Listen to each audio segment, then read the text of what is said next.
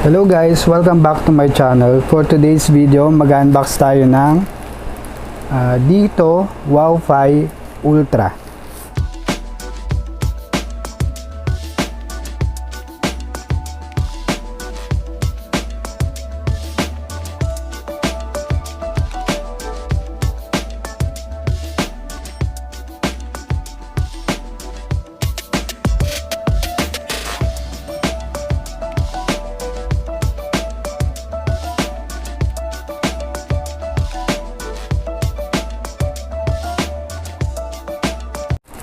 So, hindi ko dapat siya i-record for unboxing, pero meron akong napansin nung pagdating ng box. Meron siyang nakasulat na ganyan doon sa taas nung packaging.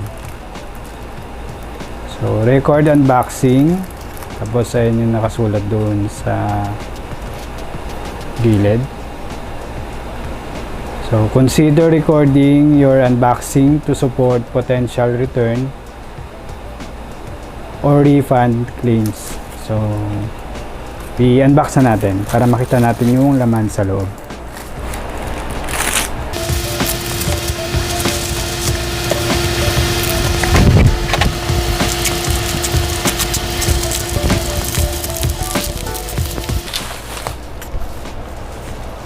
So, here's the box.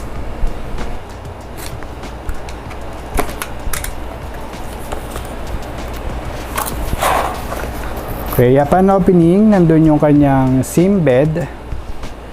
So, ibig sabihin naka-insert na yung SIM card doon sa loob.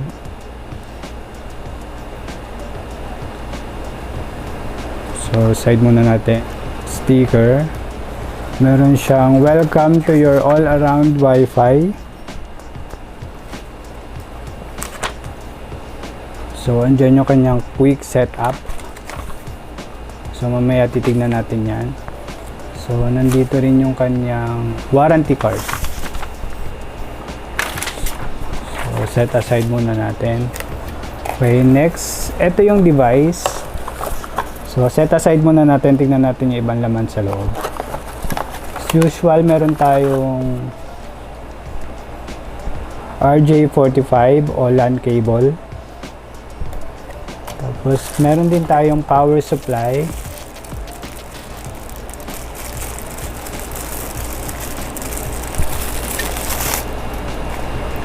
Yung adapter niya bilog.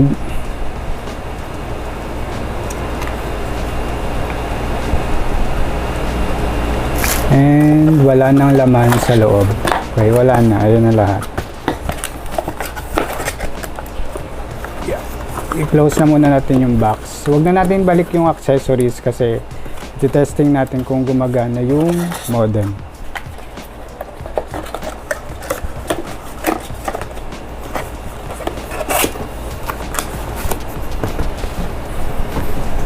Salapin muna natin dun sa dulo.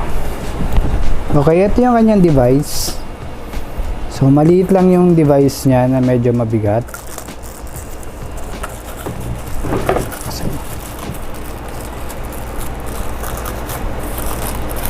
Naka-seal din. So, ayan, pinunit ko na yung kanyang plastic.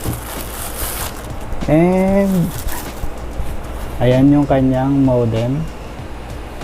So, i-testing natin i-power on yung device. Tapos, i-register ko yung SIM. So, saksak muna natin yung device. So, ito yung kanyang power. So, hindi masyadong maabot. So, subukan natin i-insert doon sa ano. So, ayan yung kanyang indicator. So, tingnan natin kung anong mangyayari. So, gaya lang din siya nung ibang modem na kapag sinaksak mo, automatic mag-on na yung device niya.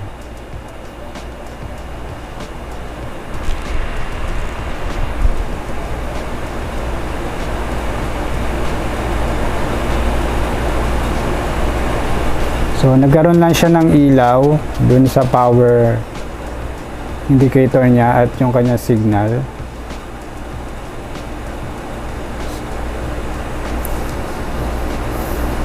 So, i-register ko muna yung SIM card and balikan ko kayo dun sa After kong ma-register, then i-review natin yung Dito Home Wi-Fi Ultra. Okay, set up ko muna siya guys. Na-register ko na yung device, so eto na siya. Bago ko i-continue, pakita ko muna sa inyo kung gaano siya kalaki. So ito yung phone ko, yung size na is 6.7 inches. So halos magkasing laki lang siya nung cellphone ko. Okay. Yung height niya halos kasing taas lang. 6.7 inches yung phone. Tapos ito yung dito modem. Okay. So akala ko nung una malaki. So halos magkasing laki lang sila nung cellphone na gamit ko. Okay. So na-register ko na yung SIM. Nung Wi-Fi Ultra modem. So yung model niya nakasulat dun sa ilalim nung device is ZLT X100M Pro. So prepaid po to hindi siya postpaid. So reloadable yung modem na gamit natin. So mamaya tuturuan ko kayo kung paano mag-register ng SIM para magamit nyo yung free 30 days 5G unlimited data na kasama doon sa device kapag nag-purchase kayo. Tapos papakita ko din yung available na load na promo doon sa app at yung internet speed. Testing din natin yung internet speed niya. Okay? Pero ngayon balikan muna natin yung hawak ko na device. So nabili ko to sa official dito na store online. So sa TikTok ko siya nabili. So inabangan ko talaga siya kasi yung presyo niya kung bibili nyo medyo pricey. 4,990 pesos yung original price nito. Pero nung nag-abang ako ng live nila, minsan nagsasale sila. Yung flash sale nila na 2 hours, 3 hours nagsasale. Nakuha ko lang siya ng 3,800 pesos. Okay, so yung starter kit na makukuha ninyo dito sa Dito Home Wi-Fi Ultra, meron siyang kasama na unlimited data, valid for 30 days, up to 500 Mbps, at yung kanyang 5G modem, at syempre yung kanyang Wi-Fi SIM na na-register natin. Okay, paano nga ba mag-register ng SIM card? Doon sa likod ng box, nakalagay doon, easy steps to activate your modem. So, nakalagay dyan, power up, isasaksak mo yung modem, then, pag nagbukas na yung ilaw, yung mga ilaw na yan, okay na siya. And then connect. So hindi pa pala yun. So kailangan mo pang i-register yung SIM para mag-activate yung SIM card at magamit mo yung free na 30 days na unlimited data. So kahit ako nahirapan ako mag-register ng SIM card. Kaya ang ginawa ko, tinanggal ko yung SIM card. Ayan. Yung naka-insert dyan sa likod. So, kumuha ako ng cellphone na compatible sa dito network and then nilagay ko doon yung dito SIM na tinanggal ko dito sa device. And then, after noon, nung nilagay ko siya sa cellphone ko, nag-download ako ng dito na apps. And then, after ko siyang ma-install, in-open ko, pumunta ako doon sa SIM registration na makikita nyo sa bandang baba. Ayan. So, huwag kayo magla-login na kasi wala pa naman kayong account sa dito. Nakalagay dun sa ilalim, SIM registration. Then, follow nyo lang yung instruction. So, parehas lang din siya kung paano kayo mag-register ng regular SIM. So, kaya kailanganin nyo ng valid ID. Kailangan nyo mag-picture doon sa app upon registration. Tapos, hintayin nyo yung OTP na ipapadala ni dito. Since naka-install na yung SIM card doon sa cellphone, mas madali nyo makukuha yung OTP na ipapadala nila. Tapos, kung wala man kayong ma-receive agad-agad, so halimbawa matagal walang dumating, upon registration, kung meron kayong pinilapan doon na add na ibang number, tignan nyo rin yung number na in-add ninyo, baka doon sila nag-send ng OTP. Kasi ako, naglagay ako ng other number ko, kumbaga parang secondary number. Doon siya nagsisend ng OTP sa ibang number na nilagay mo. Hindi yung number ng dito hindi yung number nitong nasa modem. Kasi naglagay ka ng secondary number, dun sila nag-update. So check nyo rin yun. Okay, after SIM activation, pag successful na, wag nyo muna tanggalin yung SIM card sa phone nyo, mag-login muna kayo dun sa app. and then magpapadala sila ng temporary PIN, kasi may option dun kung SIM, log in with the SMS, log in with the password. I-log in nyo with the SMS, tapos magpapadala sila ng temporary PIN. Okay, pag yung PIN na yon gagamitin nyo for login, so pwede nyo na siyang palitan ng kahit anong PIN na gusto niyo after nyo makapag-login na.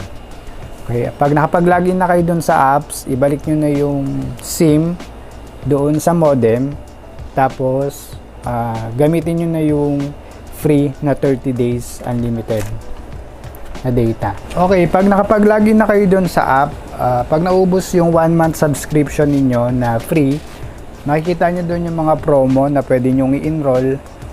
Halimbawa, natapos na yung free na 30 days, dyan nyo makikita yung mga promo na meron sila. So, ito yung screenshot ng mga promos na makikita nyo doon sa app. Tapos meron din silang iba pang promo. So, pwede kayong mamili dyan kung anong gusto ninyong gamitin. Okay, nung after ko siyang ma-register, nag-successful na yung registration. So, ginamit ko yung modem. So, tinest ko muna yung internet speed niya. Nitong dito Wi-Fi Ultra. So, ginamit ko yung speed test sa Google tsaka yung Ookla. So, ito yung naging result niya.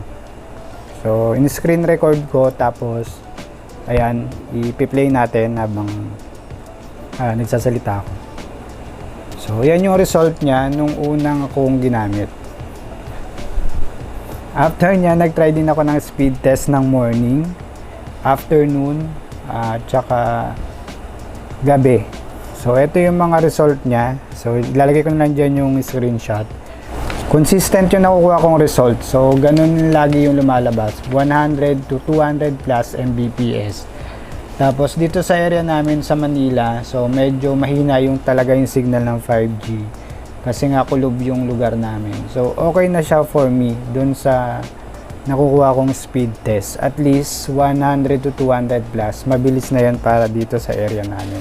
So, depende talaga sa area kung gaano kabilis yung internet na makukuha natin. Yung problema dito sa area namin, minsan nagre-red yung signal niya. Itong signal na to sa 5G. So, minsan nagkukulay red yan. Pero bumabalik naman. So, okay pa din. So, wala naman akong na-experience na buffering kapag nanonood ako sa YouTube, sa online streaming.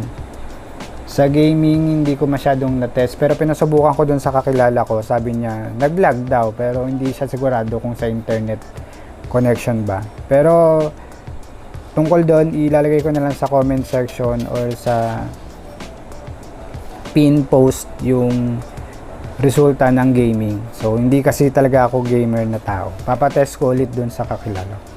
Kasi sabi niya, once lang naman daw nag-lag. Wala naman daw naging problema after nun. So, yung speed test naman, consistent naman siya na 100 to 200 plus yung Mbps na lumalabas. Since up to 500 Mbps nga tong device, hindi na siya masama para dun sa area namin na kulob at saka hindi masyadong nakakasagap ng 5G signal. Nakakasagap naman pero hindi siya ganun kalakas. Nawawala siya tapos bumabalik, nawawala. So, paano pa kaya kung dun sa mga area na malalakas yung 5G signal ng dito? So, depende talaga sa network yan or depende sa area nyo. So, wala talagang pag nagkumuha ka ng modem, hindi talaga 500 Mbps yung makukuha mo. Walang ganun. So, nakalagay nga dyan sa box is up to 500 Mbps. So, yung iba, akala nila 500 Mbps na agad. So, nakailang test naman na tayo. Ang lumalabas talaga is 100 to 200 plus Mbps. So, yun na yung pinaka sagad na bilis ng internet na nakukuha ko. Okay, tignan naman natin yung parts nung Wi-Fi. So, dun sa likod, meron tayong DC. So, ayan yung sinasaksakan ng modem.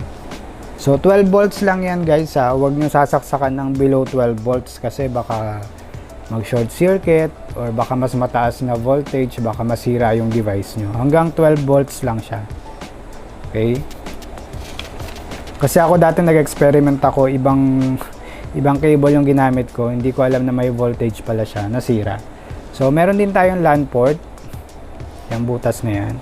So yung LAN port, ginagamit yan sa,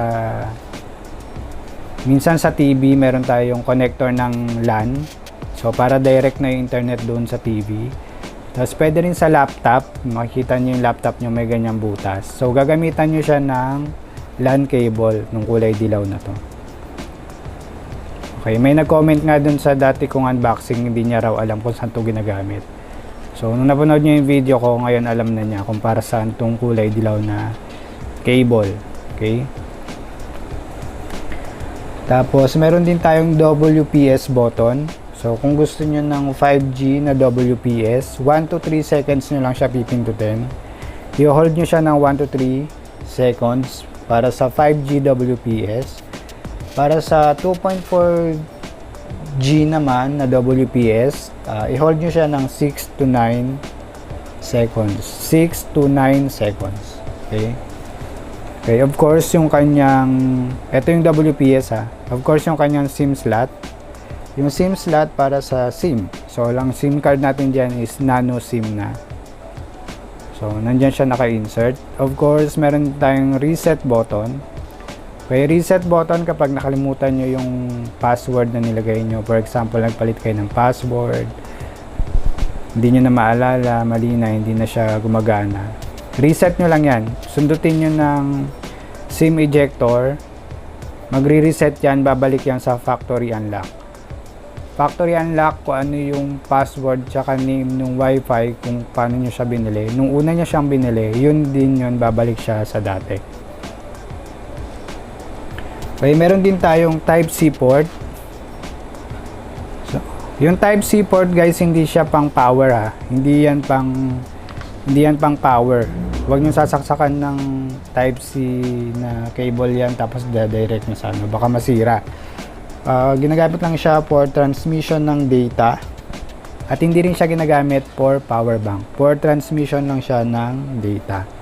So meron din tayong NTC seal doon sa taas. So ito yung kanyang app, yung kanyang logo. So ayan, meron tayong 5G, 4G. Okay, nabanggit ko kanina yung sa password. So nakalagay dito sa likod ng box. How to change Wi-Fi name and password. Okay?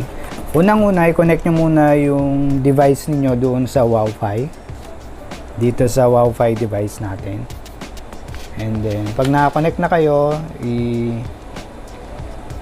pumunta kayo sa browser. Yung 192.168.8.1. Okay. Pag nakapasok kayo doon sa browser niya, yung 192.168.8.1, magla-login kayo, tapos gamitin nyo yung default password na nandun sa ilalim ng modem. Okay, nandito yan. So, nandyan yan, makikita nyo.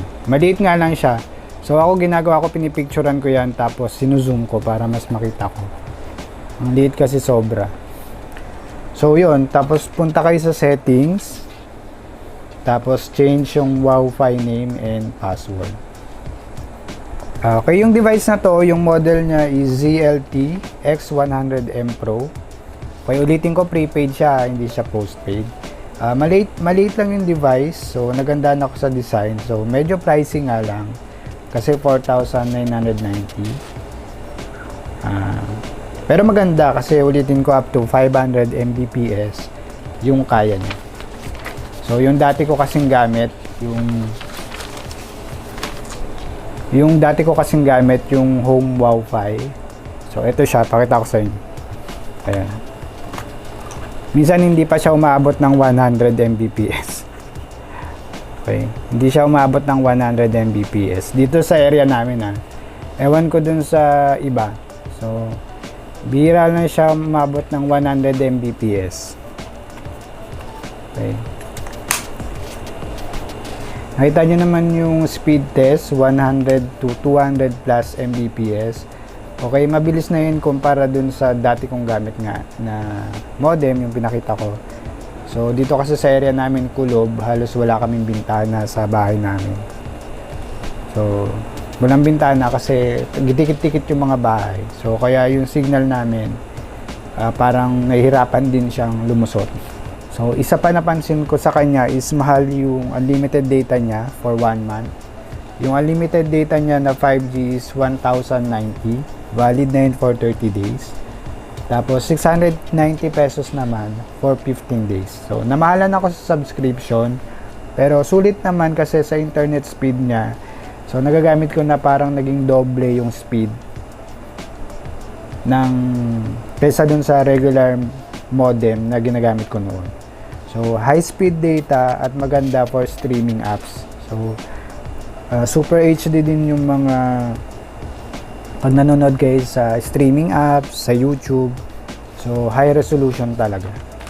So, yun nga, mahal yung device pero hindi ka naman magsisisi sa internet kasi yung speed na ma-experience mo for daily use, work from home, online selling, streaming, watching movies, videos, etc. Gaming, sama na natin yung gaming kahit hindi ko pa natetest. Siguro masusulit nyo siya kasi doble nga yung speed ng internet niya. So kaya pala siya mahal kasi ganun yung speed na nakukuha niya itong device na to.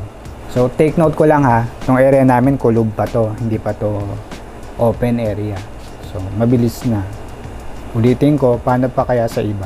So, yung luma hindi ko na gagamitin. Ito na talaga yung gagamitin kong device. Kasi, natuwa talaga ako sa speed na nakukuha kong result sa modem na to. By the way guys, umiinit pala siya konti Umiinit siya konti. Pero meron naman siyang singawan ng init dito sa taas. Meron din siya dun sa ilalim. So, umiinit siya konti. Kaya, pero hindi naman super. So, konti lang. So, bago ko pala tapusin tong video na to, so invite ko kayo na i-like and subscribe sa YouTube channel ko, Arcbox Unlimited Official. Tapos, meron din akong TikTok at Instagram, Arcbox Unlimited Official. So, wala siyang space. So, add nyo na lang ako guys para meron tayong ibang social media account na pwede tayong magkamustahan. Okay, that's all for now guys, and see you again for the next video and unboxing. Okay, bye!